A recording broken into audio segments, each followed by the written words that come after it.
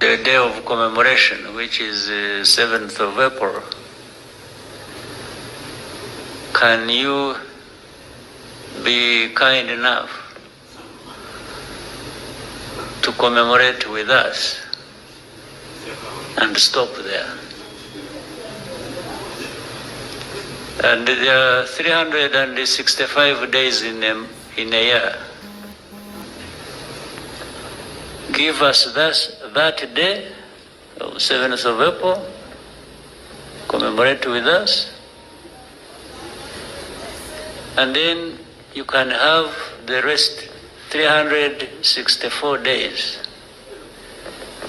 blaming us every day for everything you don't like about us. Just separate these two things. Commemorate with us for one day. Blame us for the rest of the days of the year. I thought it was a fair deal. Seneza mwese.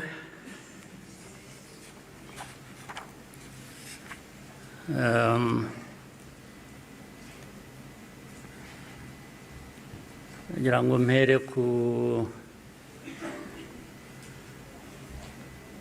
ingingo yo kuvuga ubuhamya Minisitiri Bizimana yatugejejeho.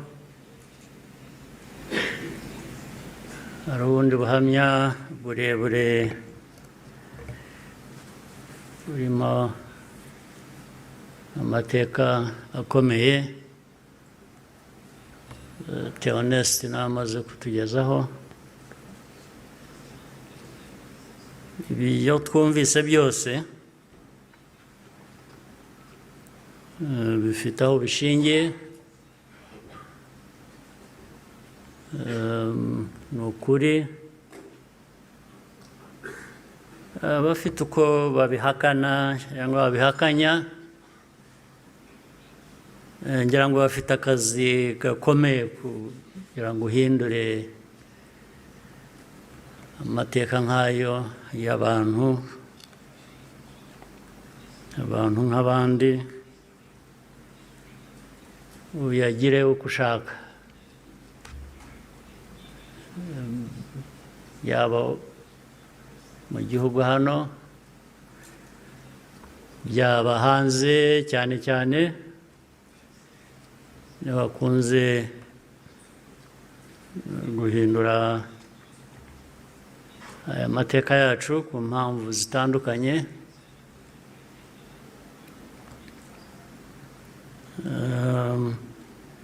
Ibi rero ngira ngo bafite ibyo bazahangana nabyo kugira ngo abantu bahindure amateka nk'aya bayavuga ukundi.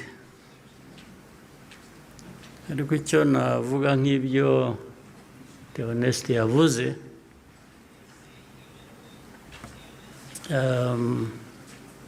ibihe byo birahinduka, ibihe byarahindutse.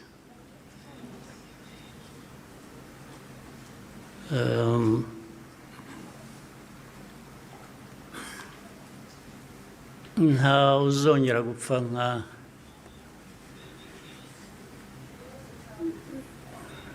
nk'uko Theoneste yabivugaga, n'abapfuye cyangwa nawe uko yapfuye. Buriya yarapfuye, kuba ariho ni nko kuzuka, ariko nta wakongera gupfa kuriya. Impamvu kandi mu zindi nyinshi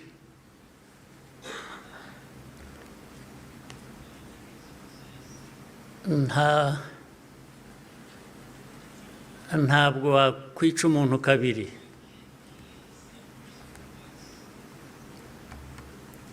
Ubigerageje azakwica mbere yo kumwica. Ubwo turaha mutureba bamwe bajya bashinyagura bavugira hanze, igihugu cyose igihugu cy'u Rwanda ureba ntabwo gishobora gupfa kabiri.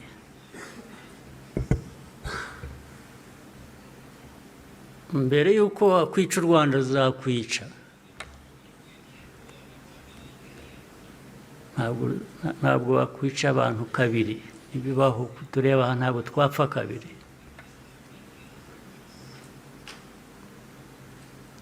Ari twe bakuru, ari abana bacu, ntawe uzabica kabiri, ntibishoboka, ntabwo byakunda.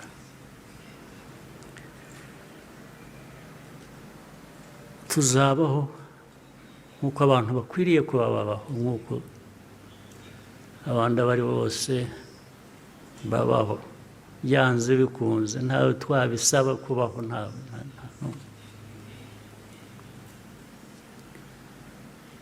uko mbivuze uku, hari ababyumva ukundi cyangwa hari abazabisubiramo ukundi, ariko uko mbivuze ni uko nguko aba ariko mu gutwara.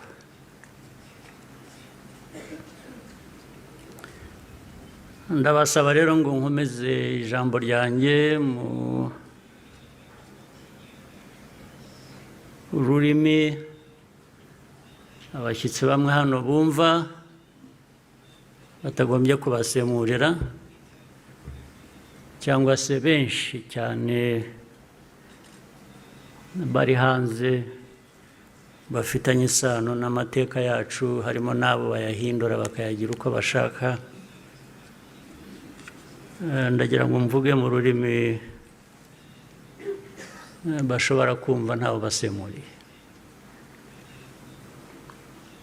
Muranyihanganira.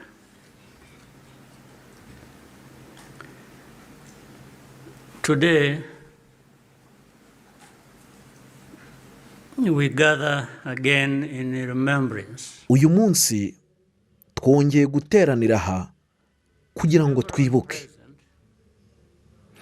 Kuba ari hano n'abadukurikiye binyuze mu ikoranabuhanga, ndagira ngo mbashimire kuba mwifatanyije natwe kuri uyu munsi ufite igisobanuro gikomeye mu mateka yacu. We deeply appreciate the friends who join us. Turashimira by'umwihariko inshuti z'u Rwanda zidahwema kwifatanya natwe buri mwaka, haba mu kuza kubana natwe cyangwa se mu kutuzirikana. Ndashimira uwarokotse umaze kutugezaho ubuhamya. Ubu buhamya budufasha guhora twibuka, kandi bugafasha n'abazadukomokaho gukomeza gusigasira ayo mateka. And for those who will follow us. Kwibuka carries profound meaning for our nation. Kwibuka bifite igisobanuro gikomeye ku gihugu cyacu. Nibwo buryo dukoresha mu guhangana no gutsinda amacakubiri yaragiye kutumara. And overcome the divisions that nearly destroyed us. This day empowers us all. Uyu munsi udutera imbaraga twese. Dukura imbaraga ku barokotse, bakomeje kutubera isoko y'ubumuntu igihugu cyacu kivomaho. Our nation's soul.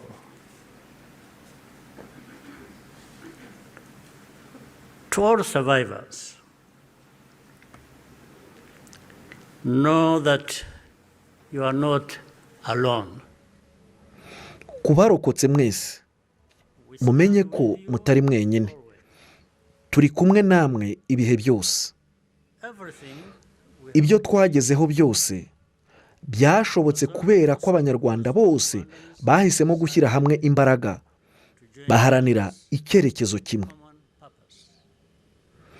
Twubaha kandi tugaha agaciro uruhare rwa buri munyarwanda mu kongera kwiyubaka no kubaka igihugu cyacu. Ukuri kuri jenoside yakorewe abatutsi kurigaragaza kandi kuzwi na buri wese. Abari abayobozi bayiteguye kandi bakayishyira mu bikorwa bahamwe n'ibyaha mu nkiko mpuzamahanga hashingiwe ku bimenyetso simusiga. The Gacaca process documented the course of the genocide in every single village. Inkiko Gacaca zagaragaje uko jenoside yagenze muri buri mudugudu hose mu Rwanda. Mu myaka 10 inkiko Gacaca zamaze zikora, handitswe impapuro zirenga 50,000,000 kandi zose zandikishijwe intoki. Ahangaha duhagaze hashyinguye inzirakarengane zazize jenoside zirenga 250,000. Kandi mu mwaka wa 2018 inteko rusange y'umuryango w'abibumbye yemeje umwanzuro w'uko jenoside yakorewe abatutsi yitwa mu izina ryayo nyaryo. Uyu mwanzuro ukaba warashyigikiwe n'ibihugu byose bigize uyu muryango usibye igihugu kimwe gusa. The truth is undeniable. Uku ni ukuri ntakuka. Nyamara kugeza n'uyu munsi turacyabona abantu bayobya abandi kandi bashaka kugoreka ukuri. Ibi ntabwo ari ikibazo cy'ubumenyi buke gusa, ahubwo ni ikindi kirenze ibyo. But something much deeper. It means ibi bisobanuye ko impungenge zo kongera kubona amateka mabi yisubiramo zihari kandi zifite ishingiro, turamutse twebwe n'inshuti zacu twigize ba ntibindeba.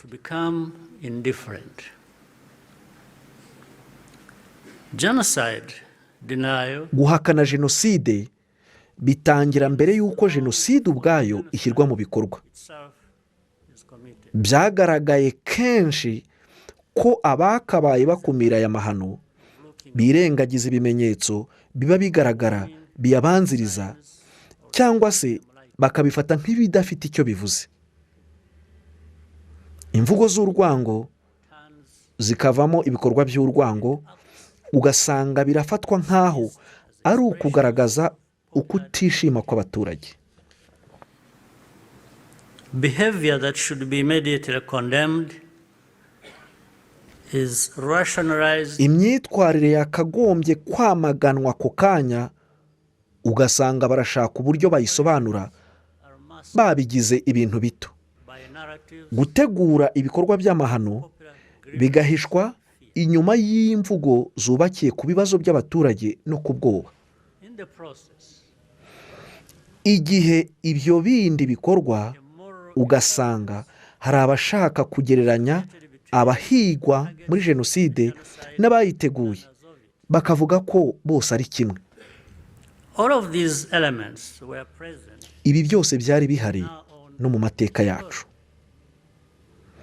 Hari n'abashaka kugaragaza ko jenoside yakorewe abatutsi yatunguranye. Ibyo ntabwo ari byo. That's not true.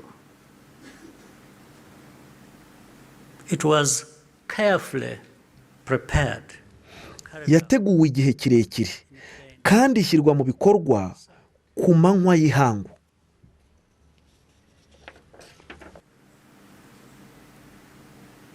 Regrettably, ikibabaje ni uko hari bamwe mu bavugaga ukuri muri icyo gihe ndetse banabihagazeho, babibonye n'amaso yabo, nyuma bakaba baraje guhinduka abakwiza ibinyoma, bagoreka amateka, ahanini babiterwa n'impamvu za politiki. Mainly for political reasons. Militias were openly trained and indoctrinated. Interahamwe n'indi mitwe yitwara gisirikare yatozwaga ku mugaragaro kandi yigishwa urwango. intwaro zinjizwaga mu gihugu ari nyinshi, kandi abanyarwanda babirwanyaga bagaterwa ubwoba cyangwa bakicwa. Mbere y'1994 abaturage bagiye bamburwa ubuzima mu bwicanyi bwagiye bukorwa inshuro nyinshi kandi mu byiciro, bugamije kumenyereza abantu ko kwica bishoboka no kureba uko amahanga azabyitwaramo. And with only a few heroic exceptions, usibye bake cyane bagize ubutwari bwo kubyamagana, amahanga yararuciye ararumira kugeza igihe byari byamaze kurenga igaruriro.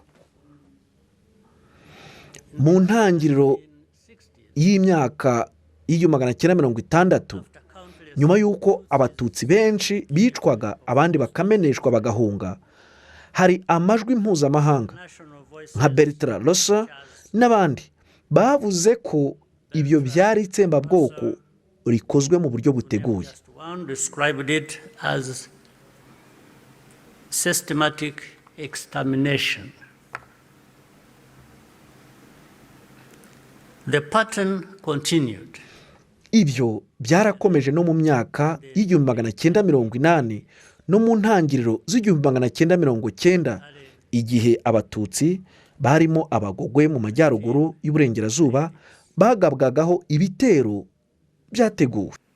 When Tutsi communities such as the Bagogwe in the northwest were targeted in organized attacks,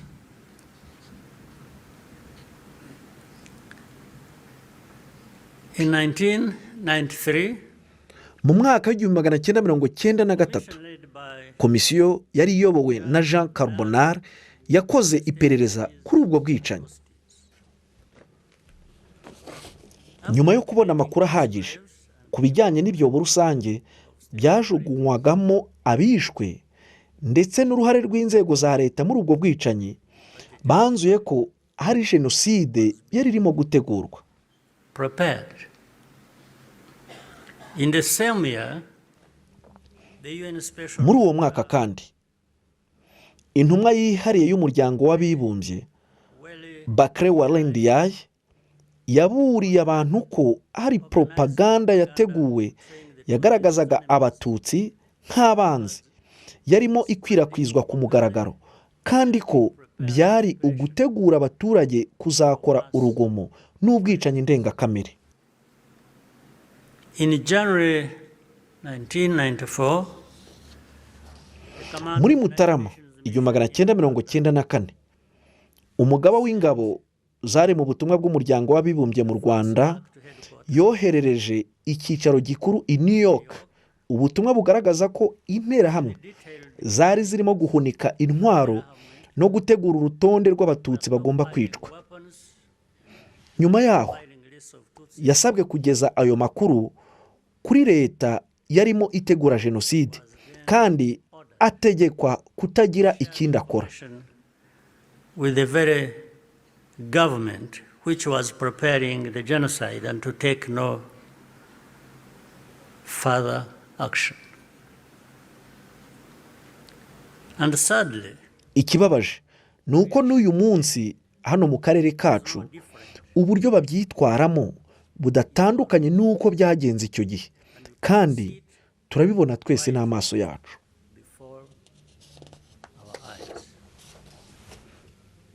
Jenoside imaze gutangira, imiterere yayo n'ubugome yakoranwaga byahise bigaragara. Abatutsi bose barahigwaga bazira icyo bari cyo n'uko bavutse. Nta hantu na hamwe bari kubona umutekano, haba no mu nsengero ndetse no mu mashuri. That horrific reality only Uko ni underscores ukuri guteye ubwoba kurushaho kugaragaza ubumuntu n'ubutwari by'Abanyarwanda bemeye gushyira ubuzima bwabo mu kaga bagahisha bagenzi babo kugira ngo babarengere. Icyo umuryango mpuzamahanga wahise ukora ni ugufasha abanyamahanga bari mu Rwanda gusubira iwabo no gukura mu gihugu ingabo nyinshi zari mu butumwa bwo kubungabunga amahoro. Kuri Eto Kicukiro, ubwo ingabo z'umuryango w'abibumbye zahavaga, abatutsi ibihumbi n'ibihumbi bari bahahungiye baratereranywe baricwa,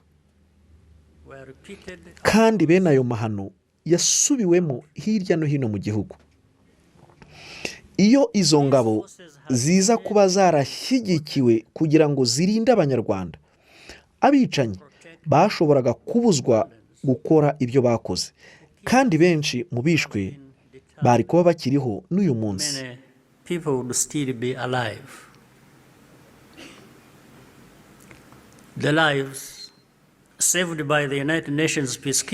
Iyo urebye abarokowe n'abasirikare b'umuryango w'abibumbye bemerewe gusigara mu Rwanda, bigaragaza neza ko byinshi kurushaho byari gushoboka iyo haza kubaho ubushake bwa politiki.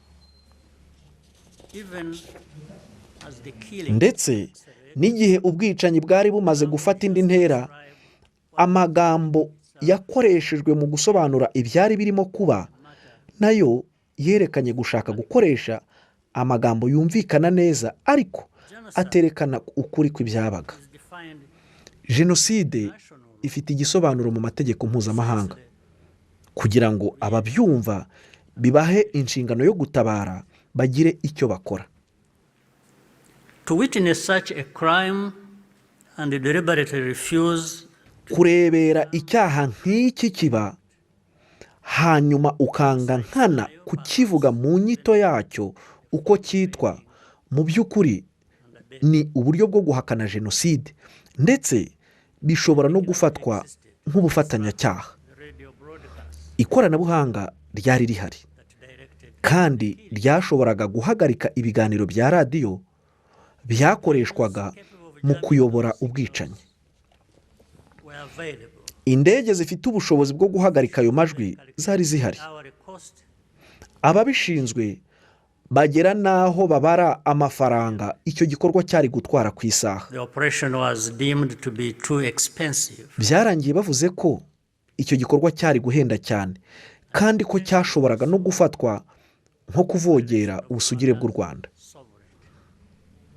Ubwo butabazi ngo basanze buzabasaba ikiguzi gihambaye.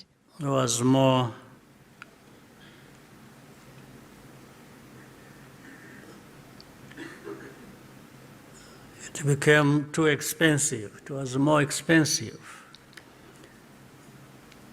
Especially when kuko mu myumvire yabo abambuwe ubuzima nta gaciro bari bafite.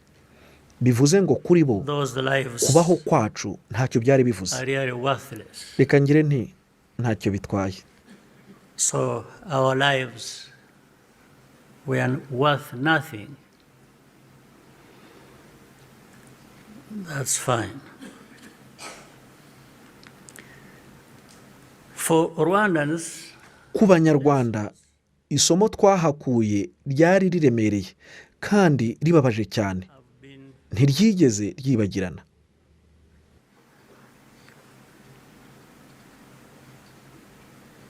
And those lessons have not been forgotten. If our lives do not happen to align, iyo ubuzima bwacu butajyanye n'inyungu z'undi muntu, biba bivuze ko kuri we buba budakwiye kurokorwa. That's fine. And so it had to be the Rwandan Patriotic Army. Niyo mpamvu byabaye ngombwa ko ingabo zari za RPA arizo ziyobora urugamba rwo guhagarika jenoside kandi zikayihagarika koko. Ikidutera agahinda kenshi ni uko tutabashije kugera aho jenoside yakorwaga hose hakiri kare. Uku ni ukuri kw'amateka.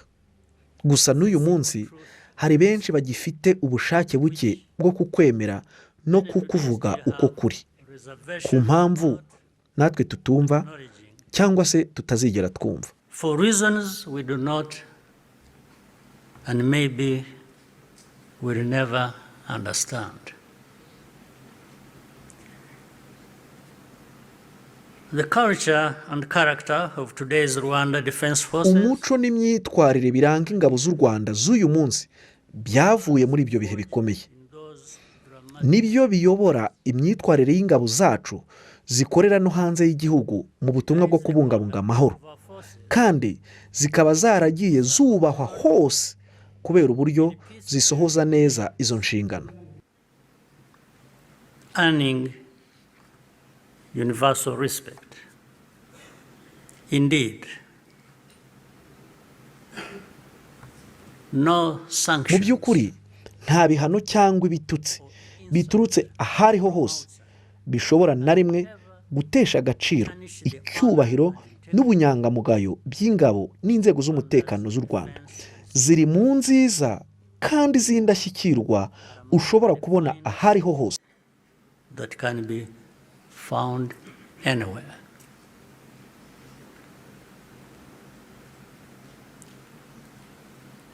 I look forward to raising this matter of sanctions. Ntegereje kuzabaza abandi bari mu nzego zo hejuru muri iyi si kugira ngo numve ishingiro ry'akarengane nk'aka. For such an injustice.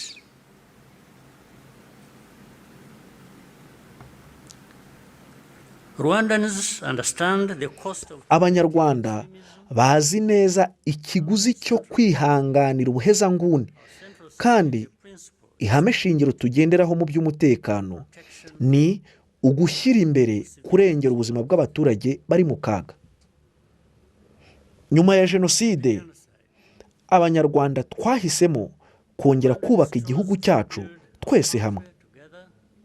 Ibyo kandi bikajyana n'isezerano ryo kutazigera na rimwe twemera ko politiki ya jenoside yongera kugira aho ishinga imizi mu Rwanda. ever again.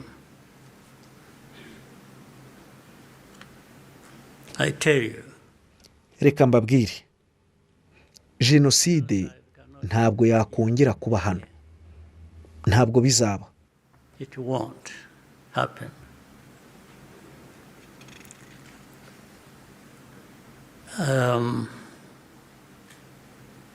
Even with those noises, Kabone nubwo haza urusaku rumeze nk'urwo tubona kuri ubu mu karere, aho usanga hari abakora inama n'abantu bavuye i Burayi n'ahandi bagahurira mu nama i Kinshasa bakakira umuhungu wa Habyarimana, abavandimwe be. Ibyo byose ni urusaku ruraho.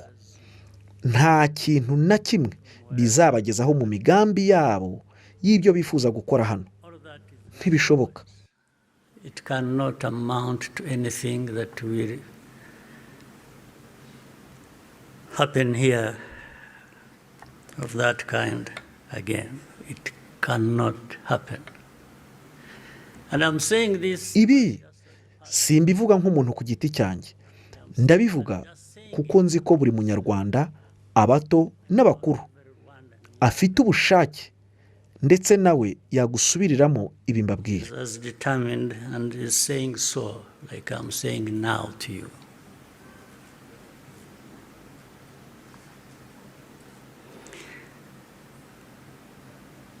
Along the way, Muri uru rugendo, Abanyarwanda twakomeje guhura n'abanenga ibiduturutseho n'abashaka kugoreka amateka yacu inshuro nyinshi.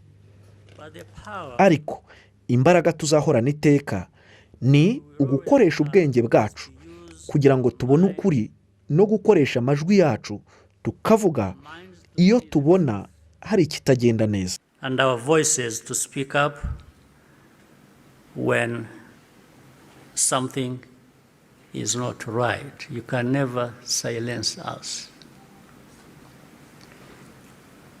in whatever form.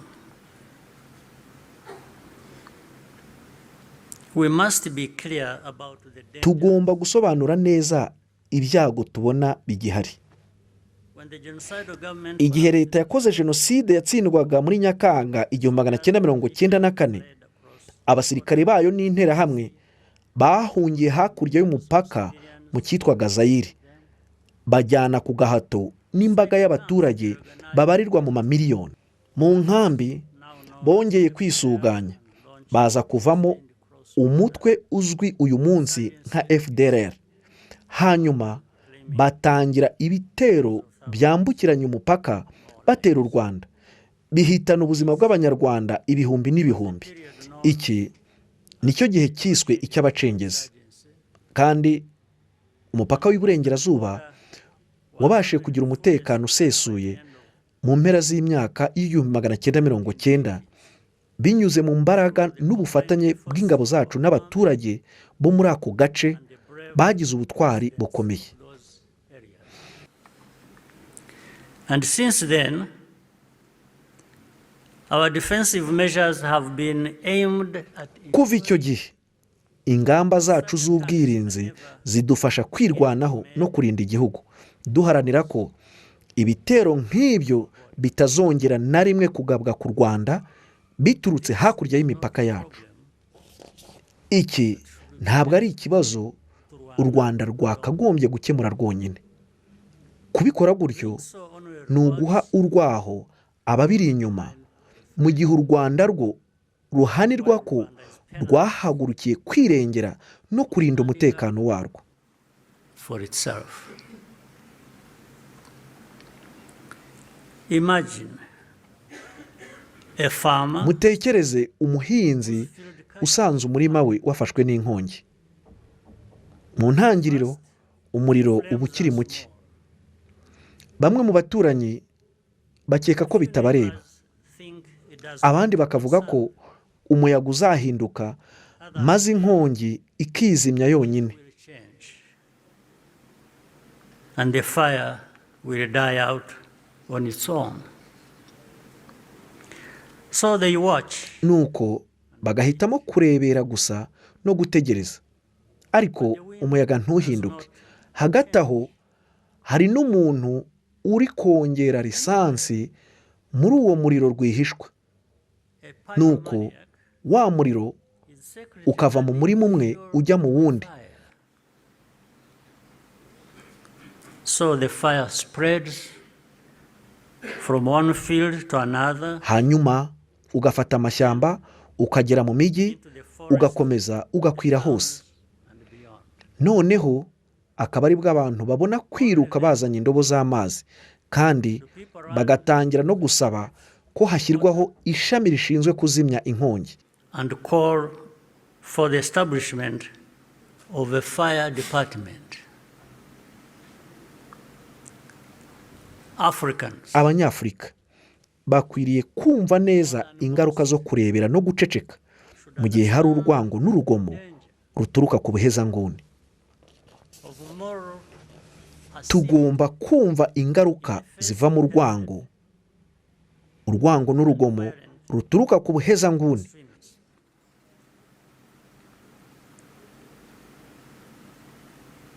We should understand that danger, especially in the face of hatred and violent extremism. Africans. Abanyafurika kurusha abandi bose, aya mateka yose agomba kutwibutsa. We must be reminded by all this history. Today, our continent accounts for the majority of the world's active conflicts. Uyu munsi umugabane wacu niwo uriho intambara nyinshi kurusha ahandi hose ku isi. No mu 1994 inzego za Afurika zananiwe kugira icyo zikora ngo zitabare.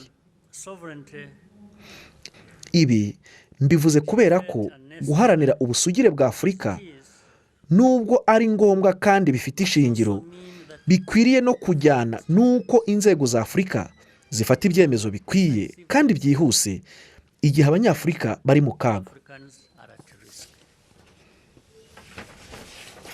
Abakora ibibi ntibakwiye kwihisha inyuma y'ihame ry'ubusugire bw'ibihugu.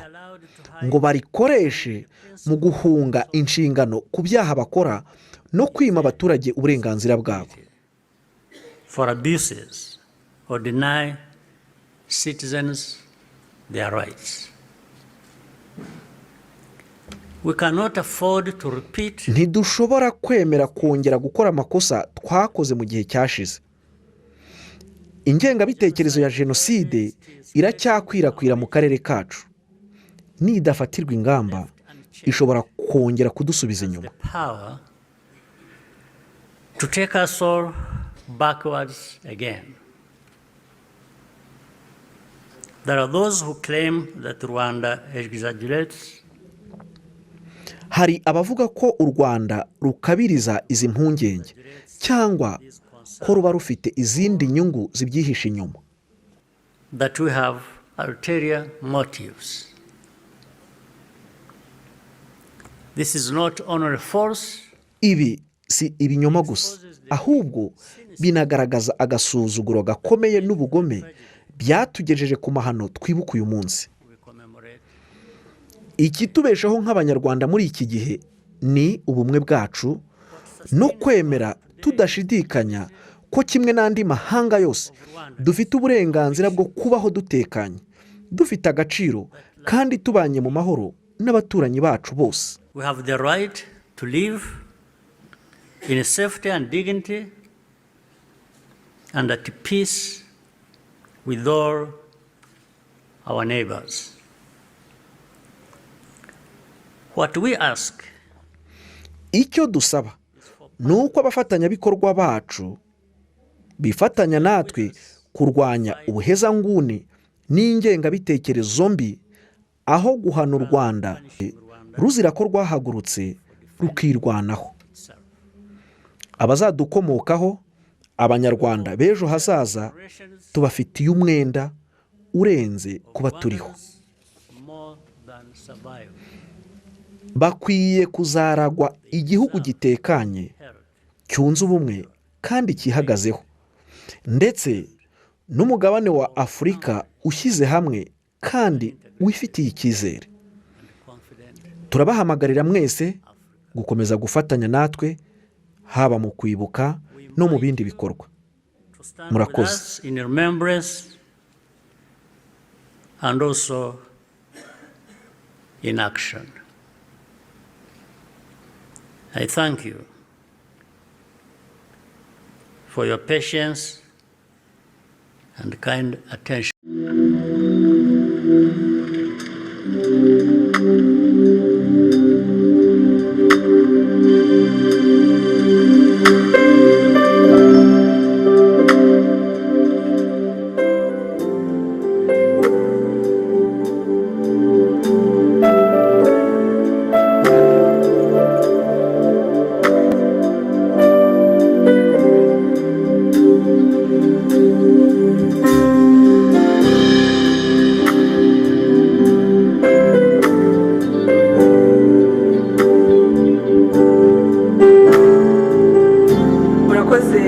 Perezida wa Repubulika kuri urumuri rw'icyizere mwenyegeje.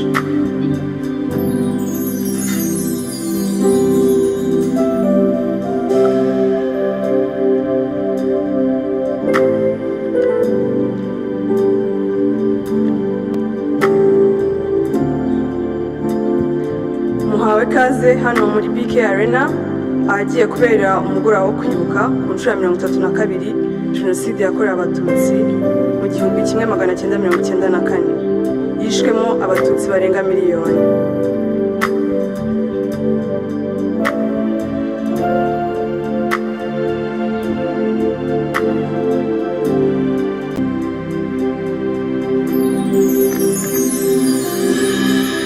Murakoze.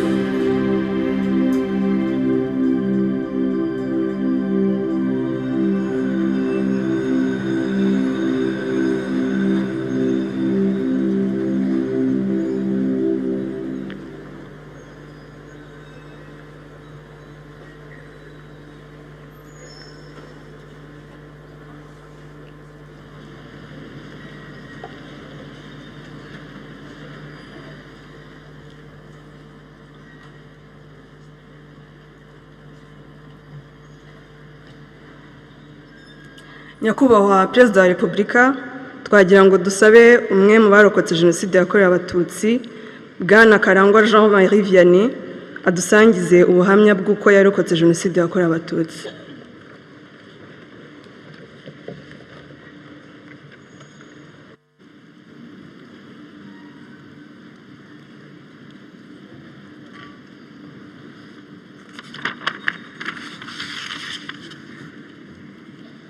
Nyakubahwa perezida wa repubulika na madamu, mbashimiye uyu mwanya mumpaye wo kubagezaho ubuhamya bwanjye bw'uko narokotse jenoside yakorewe abatutsi. Amazina yanjye ni Karangwa Jean Marie Vianney, nkaba naravukiye muri uyu mujyi wa Kigali muri Nyarugenge mu murenge wa Muhima, ubu ni akagari k'Akabasengerezi, ariko mbere bahitaga mu Kiyovu cy'abakene.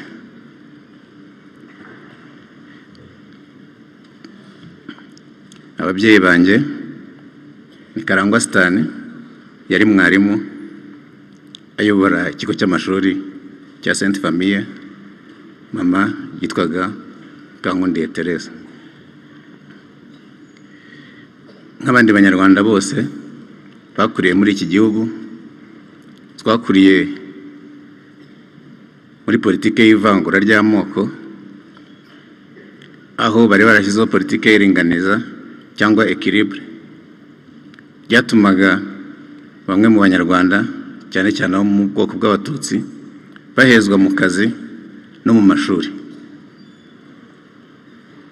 Ku bw'amahirwe nko mu 1980 hagiyeho itegeko ryemera amashuri privé kwajyaho. Ababyeyi bacu bishyize hamwe bashinga ishuri rya privé rya Pacope, akaba nanjye ariho nashoboye kwiga ndangije primaire kuri Sainte Famille. Nubwo byari nk'igisubizo ku babyeyi, ariko ishuri ntiryorohewe kuko bararinanije ndetse n'abahiga bakomeza kujya babananiza, kugeza ubwo promosiyo za mbere zirangiza bajyanye diplome bari babonye bazishyiriye ministre ngo azisinye, arazica, avuga ko abo banyeshuri bakopeye. Ibyo byose byaterwaga nuko iryo shuri rya Pacope baryasosiya n'abatutsi, bwari uburyo bwo kubabuza uburenganzira bwabo.